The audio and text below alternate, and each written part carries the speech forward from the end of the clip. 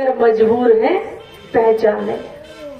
यहाँ बैठा हुआ कौन सा ऐसा बंदा है जो वो सुख न चाहता हो, शांति न चाहता हो, अपने मनोकामना की पूर्ति न चाहता हो, न निरोग रहना चाहता हो, घर परिवार धन धान्य से संपन्न न होना चाहता हो। ऐसा कौन है? ऐसा कोई आज दिन तक ऐसा मनुष्य पैदा हुआ ही नहीं। सवाल यही उठता है कि मजबूरी कि वक्त गुजर जाता है बेवफा मालिक से रहने में, खुशबू तो आती है मगर मजबूर है पहचानने में। किसी को भी पूछो कि सुख तो चाहते हैं लेकिन क्या करें मजबूर है, सत्संग तो सुनना चाहते हैं क्या करें मजबूर है, घर पर कोई नहीं है, जानवर बंधे हैं, दुकान चलानी है। अब ये भी आपको पता है कि हंसना और गाल फुलाना दोनों एक साथ नहीं हो सकते, एक बार में एक ही काम होगा। यदि वास्तविक सुख और शांति चाहते हो तो थोड़ा सा समय निकालना ही पड़ेगा। वो कहावत तो हर व्यक्ति सुनता है, हम भी हर सत्संग में सुनाते हैं कि खटपट में ही पानी पी लो। पुरानी कहावत है कि वो जो रेट चल रहा था उसमें कोई लकड़ी से खटखट होती थी और उसका घोड़ा भिजुकता था, पानी नहीं पीता था। वो रेट चलाने वाले ने कहा कि भाई पुचकार के, मना के, लगाम साध के, हाथ फिरा के इस खटपट में ही पानी पिला ले, खटपट बंद तो पानी बंद। आप सोचो कि हम इस काम से निवृत्त हो जाएं, तब सत्संग सुनेंगे, तब भजन करेंगे, तब गुरु की सेवा करेंगे, तब हम सत्संग सुनकर ध्यान साधना करेंगे।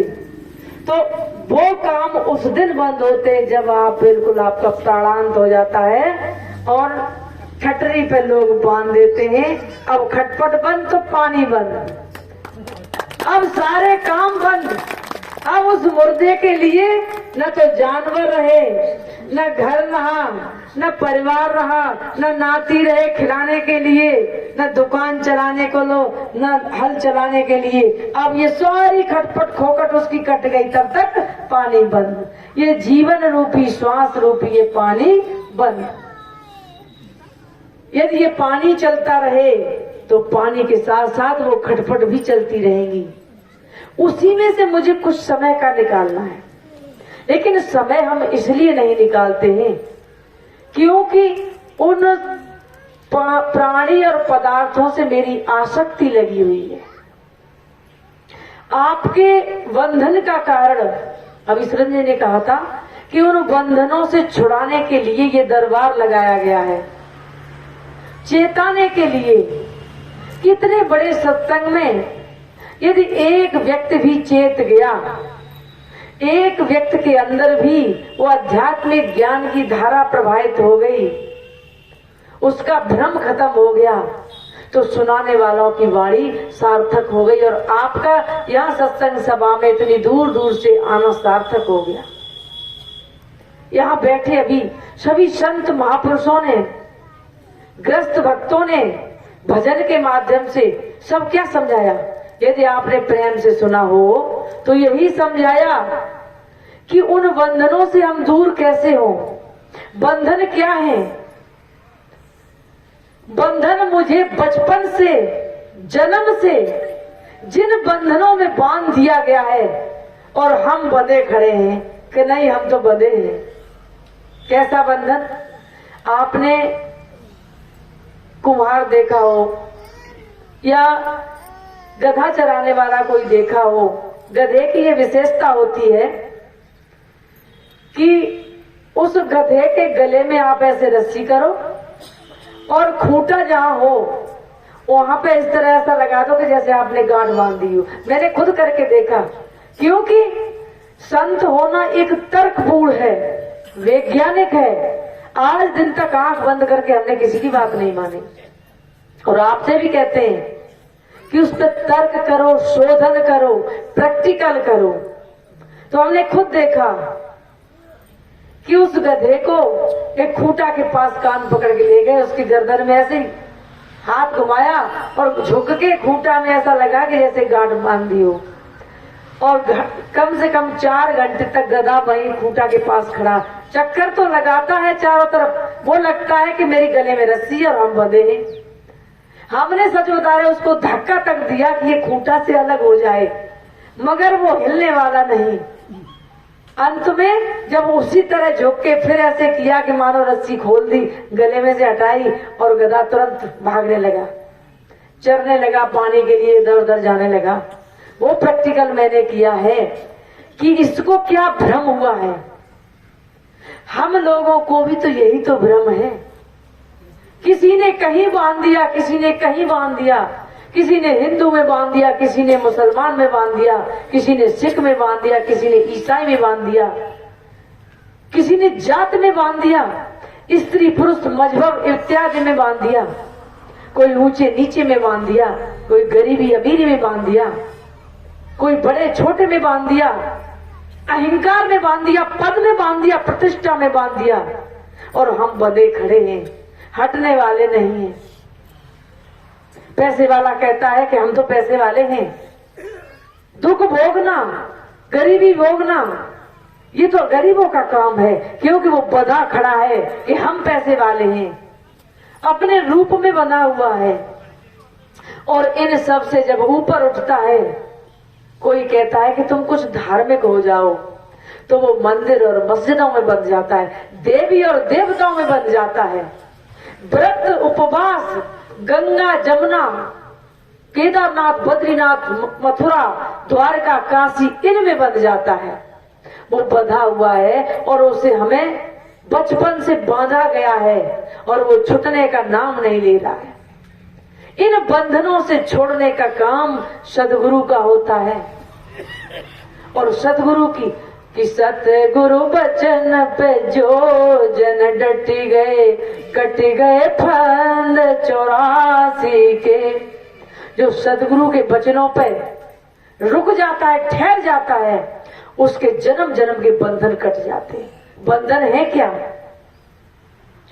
हमारी आसक्ति बंधन है, पत्नी और पुत्र बंधन नहीं है, मकान बंधन नहीं है। मकान के प्रति जो हमारी आसक्ति लगी हुई है वो बंधन है। यदि आप इन चीजों को देखो तो आपके परिवार में 5 सदस्य होंगे और हमारे आश्रम से जुड़े हुए 2000 भक्त हैं। आपके घर में यदि गिना भी जाए तो मुश्किल से 40, 50, 100 बर्तन होंगे। यदि हमारे आश्रम में देखी जाए तो कम से कम 500 बर्तन थाली होंगी, लेकिन उन वो थालियां नहीं बांधती। आश्रम में भी वही ईंट लगी है जो ईंट आपके मकान में लगी है, लेकिन सवाल क्या है? आपके अंदर आसक्ति है और मेरे अंदर वो आसक्ति नहीं, बंधे नहीं। चले गए तो महीनों, सत्संग में कोई आश्रम की याद भी नहीं कि किस दिशा में आश्रम है। आ गए तो सबसे प्रेम से बोल रहे, चले गए तो कोई मोह नहीं, कोई उनके लिए आंसू बहाना नहीं, तड़पना नहीं, बेचैन नहीं होना। क्योंकि प्रेम में और मोह में, आसक्ति में बहुत बड़ा अंतर होता है। तो हमें उन वस्तुओं से, उन प्राणी पदार्थों से आसक्ति हटाना है। और उस आसक्ति को जिसने हटा लिया वो ही सुखी और शांत है। उनकी आसक्ति छोड़ो, हम कुछ और बढ़ते हैं, कुछ आध्यात्मिक की तरफ बढ़ते हैं, तो हम मंदिर मस्जिदों में आसक्ति लगा लेते हैं। कितनी हमारी माताएं, बहन और भाई होंगे जो ये कहते हैं कि नहीं, जब तक पूजा नहीं कर ले तब तक तो भोजन करना ही नहीं, न खिलाना है। हम भी एक बार ऐसी जगह, मतलब पूजा वाले घर में फंस गए, तो हमारे साथ 3 संत और थे। अब बेचारे घर के मालिक ने, जो मालकिन थी, उन्होंने स्नान नहीं किया और अपने शायद ठाकुर जी का भोग नहीं लगाया। हम सब लोगों ने कहा कि भाई भूख लगी, संतों को भोजन कराएं कि नहीं, नहीं, जब तक ठाकुर जी नहीं खा लेंगे आप लोगों को किसी को भोजन नहीं मिलेगा। हम क्या अच्छे फंसे आज कि आत्म पूजा देव न दूजा। किसकी पूजा कर रहे हो? जिसने तुम्हें बनाया और उसकी पूजा न करके जिसको तुमने बनाया है उसकी पूजा कर रहे हो। ये सारे मंदिर मस्जिद तुम्हारे बनाए हुए हैं और तुम्हें जिसने बनाया है माता पिता हैं, तुम्हें ज्ञान दिया गुरु हैं, तुम्हें शिक्षा दी महान आचार्य हैं, या तुम्हारा जो भी चलते फिरते काम आता है, हम उसको तो भूखों मार रहे हैं और पत्थर पे खोंट के चढ़ा रहे हैं कि जब तक इनके नहीं चढ़ा लेंगे तब तक न भोजन करेंगे न कराएंगे। अब वो जीवधारी उसकी आत्मा तड़प रही है और हम, ये भी बंधन है। इन बंधनों से छुड़ाना ही तो सदगुरु का काम है। एक बार सदगुरु कबीर साहब कोई साधारण मानव नहीं थे, वो इस संसार में वास्तविक सत्य ज्ञान देने के लिए आए और उन्होंने सत्य ज्ञान की कसौटी पर वो ज्ञान दिया। वैज्ञानिक संत थे, आज तक उनकी किसी भी बात को कोई काट नहीं सकता। वो कभी नहीं, एक शोधन करता थे और तर्क करते थे और तर्क की बात पर तर्क से ही मानते थे। जब तक किसी की बात में तर्क नहीं